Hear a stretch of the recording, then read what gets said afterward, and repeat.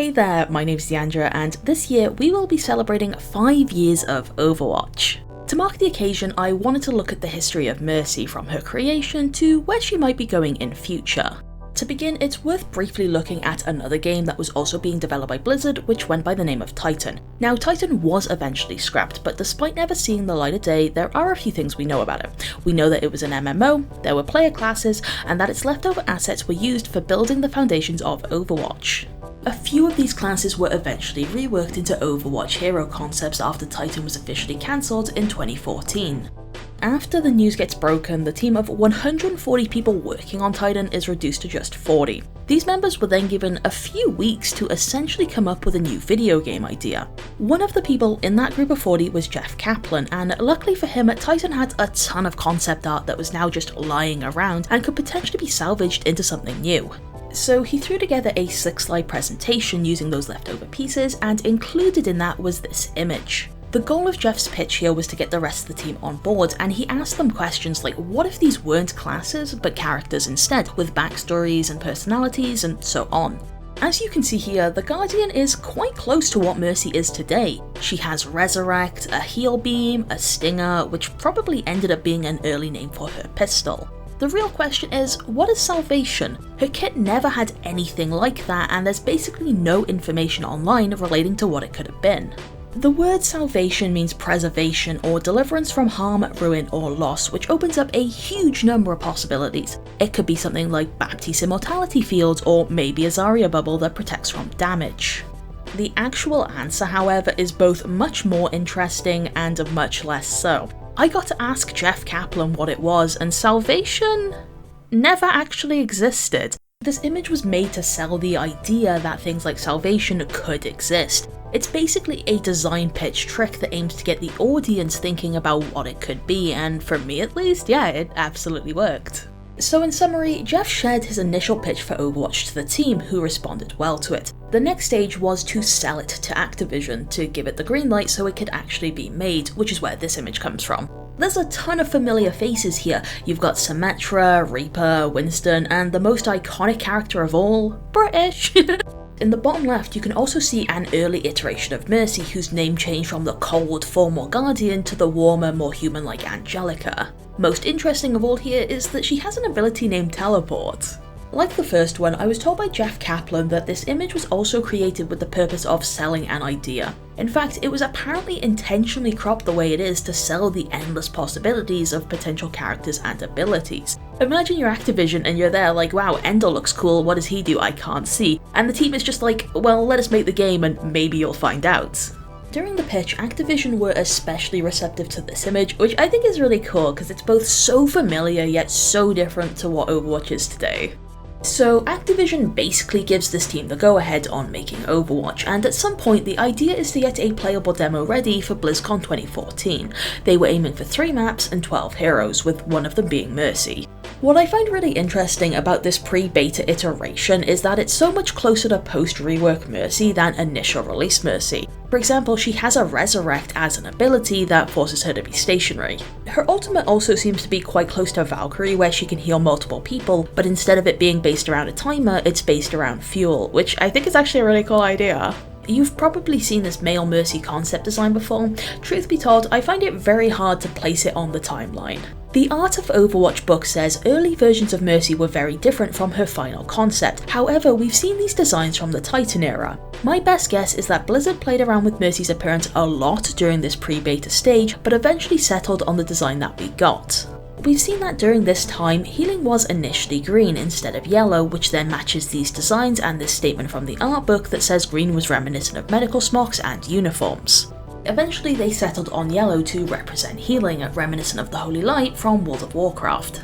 Skipping ahead, from roughly October 2015 to roughly May 2016 was Overwatch's general beta period, where the public started to actually be able to try the game. At this point, Mercy had her standard beam modes, she had Guardian Angel, and her ultimate was Mass Resurrect, which allowed her to revive up to 5 allies at once. Looking through the beta patch notes, there's 2 that stand out. Firstly, although the range of Mass Resurrect was 15 meters on release, it was 40 meters in beta with no LOS check. So the range that Echo can currently copy an enemy from, Mercy could revive from. Second of all, Mercy originally could not Guardian Angel to dead allies. This was added, then removed about a week later because Blizzard got a bunch of feedback from players who had accidentally targeted a dead ally by mistake.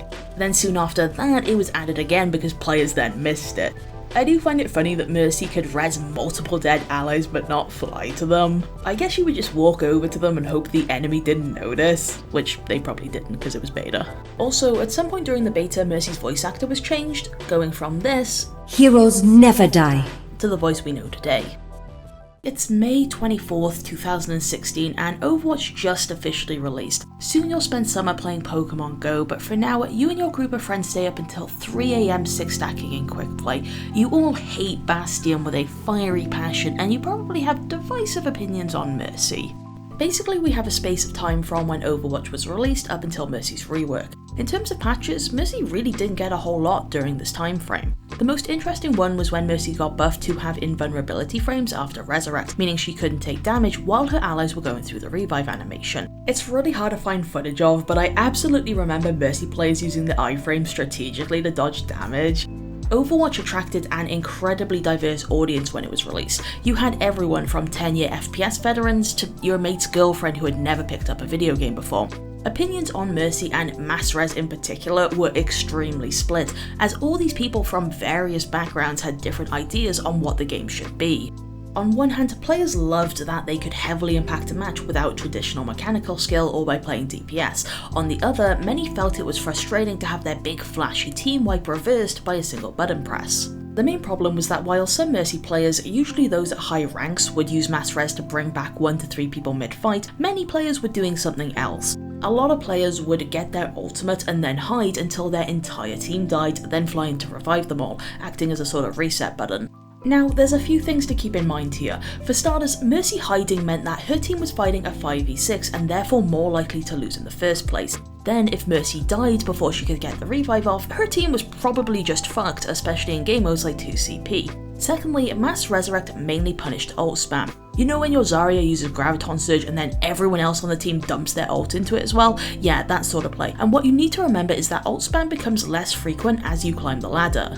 So for casual players or those in mid to low ELO, Mass Res could feel very oppressive. At ranks like Masters and GM, it wasn't really an issue because most people knew how to bait it out or find where Mercy was hiding. Ultimately, the developers decided, probably with some persuasion from an increasingly vocal community, that this playstyle wasn't healthy for Overwatch. On August 24th, 2017, a developer update is released explaining the changes that Mercy is about to receive.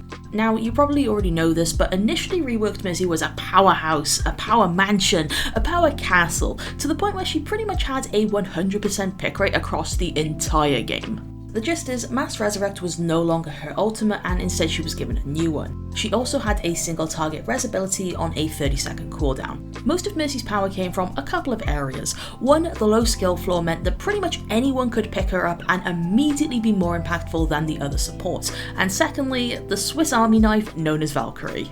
On initial release, using VALKYRIE would reset the cooldown of Resurrect, then while the ultimate was active, the cooldown would be reduced to 10 seconds. This meant there was a common combo of Rezz, ult, Rezz, 10 seconds later Rezz again, 10 seconds later Rezz again, because VALKYRIE was also 20 seconds. Oh yeah, and Resurrect had no cast time like it does today, all of these were instant. This meant the window for counterplay was very narrow as Mercy darted around the battlefield at incredibly high speeds, like a moth, which is where the term Moth Meta came from. If you were a Mercy player, you were having the time of your life, and the only people who would ever ask you to switch heroes were the other Mercy one-tricks on your team. If you mained another support like Ana, then the game was just fucking miserable. However, Mercy's reign of terror would eventually come to an end, with an emphasis on the eventually. Over the next several months, Mercy would get hit with nerf after nerf as Blizzard tried to tame the beast they had created. So what were the nerfs? Well, October 17th, VALKYRIE no longer resets or reduces Resurrect's cooldown. Guardian Angel no longer resets when resurrecting. November 16th, Resurrect cast time added. Mercy's movement is slowed while rezzing. Rezzing can now be interrupted by various methods. Resurrect has no cast time or slowdown during VALKYRIE. January 30th, Resurrect is no longer instant during VALKYRIE. VALKYRIE no longer grants a bonus resurrection charge. Mercy moves slower during VALKYRIE. VALKYRIE is now 15 seconds instead of 20. Then came the most devastating change of all. Valkyrie would now only show enemy health bars when they were injured, which doesn't actually work, by the way, you can always see them. No, but seriously, the most impactful nerf would be the next one. In a last-ditch effort, Blizzard buffed other supports like Ana and reduced Mercy's healing from 60 per second to 50, both outside of ult and inside it. This then has a knock-on effect that made Valkyrie slower to build. Soon after this, she would get a buff that allowed her to build Valkyrie faster and basically treat it like a cooldown, but the time period between the healing nerf and that buff was extremely rough, and even afterwards it took like a year and a half for most people to adjust to it. On May 8th, 2018, Blizzard releases a limited time paid skin called Pink Mercy, with 100% of the proceeds going towards a breast cancer research charity called BCRF. There was a t-shirt, some sprays, and the skin itself had a few unique features. There were some cute sound effects for things like Guardian Angel, however, most notably, her wings are pink during Valkyrie. Now, a few skins have different coloured wings during highlight intros, but all of them become yellow during ults. Interestingly, there's a bug where if you go third person during Valkyrie with workshop commands, you can briefly see the wings of other skins in their respective colours, and it looks really good. In the last few months especially, there's been a lot of seemingly controversial discussion about whether Pink Mercy should return. Fans have noted that the charity themselves have said they have no control over whether it does, but they'd be open to it. This isn't really something I want to get into, but I'm personally not a fan of asking for the skin on random Overwatch tweets. Seeing them on the post about Jeff leaving was like, oh come on. But why talk about that when we can look at some real Mercy drama? Yeah, baby! That's what I've been waiting for. That's what it's all about. Okay, so to kind of condense it, after Mercy got her string of nerfs, a scattered group of players tried to get traction going on a movement they created called Rework Mercy. As the name suggests, the main goal was to get Mercy reworked. A lot of people generally agree that while Rework Mercy was led by a person called Rez, the movement itself was more like an umbrella.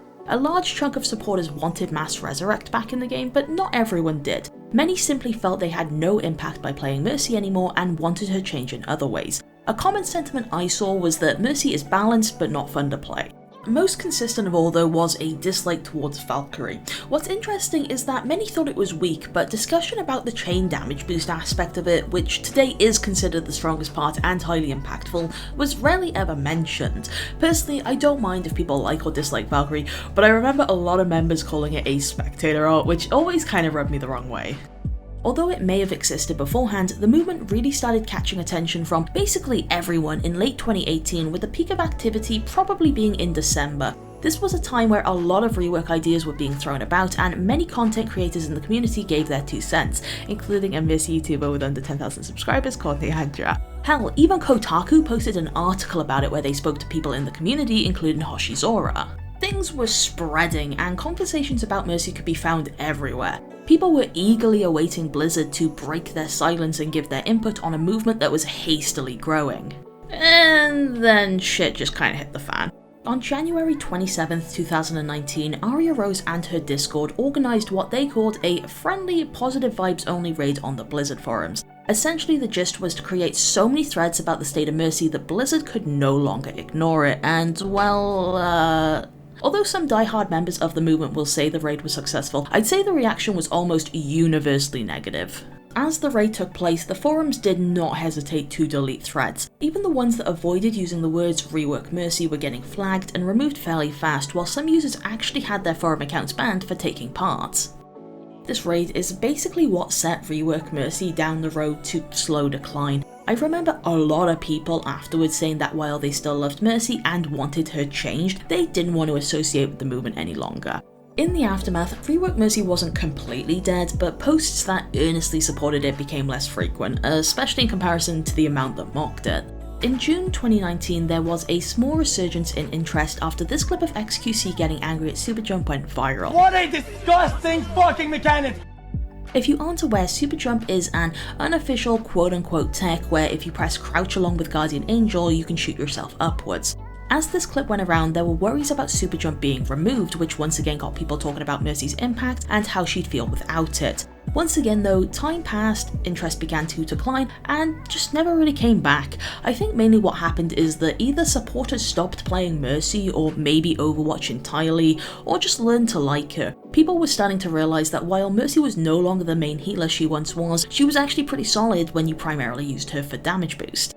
I guess that brings us to where we are today and where we'll be heading in future. At some point Mercy did get her healing increased to 55, and I'd say most people agree that she's in a relatively balanced state right now. Sometimes you do get a match with an Ashe that demands you pocket them the entire time and will not hesitate to open their book of slurs the second you take your beam off them, but I think a lot of people find the highly mobile damage boosting off healer a lot more engaging than a character that focuses on healing. Apart from minor nerfs, buffs, and maybe some event skins, I really don't expect a whole lot to change until Overwatch 2, where we get this model update. In the recent PvP livestream, we got to properly see her new staff, new pistol, which I especially like, along with some UI changes such as seeing actual hero portraits. It also seems that her healing and damage boost beams have changed slightly, along with her damage boost arrows. Honestly, seeing her new model in motion was great, and it really sold it for me. Also, in the far background of one team fight, you can see a Mercy super jump. Along with Aspen's initial reports from BlizzCon, this should confirm that super jump will be in Overwatch 2.